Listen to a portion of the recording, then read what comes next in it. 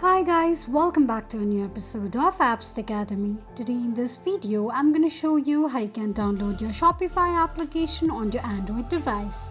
Keep watching the video till the end. To download your Shopify application on your Android device, firstly go ahead and launch open your Play Store. On the search box at the top, type in Shopify and make a search. You're going to see the search results displayed on the screen. Simply tap on Install button right next to the application to begin the downloading process. While downloading an application, make sure that you are connected to a strong internet. Once the application is downloaded, tap on Open button to launch the application. Open the application and that is how you will be able to download your Shopify application on your Android device quickly and easily just in few steps. If you have any thoughts or queries, let us know in the comments section. Don't forget to subscribe to our channel.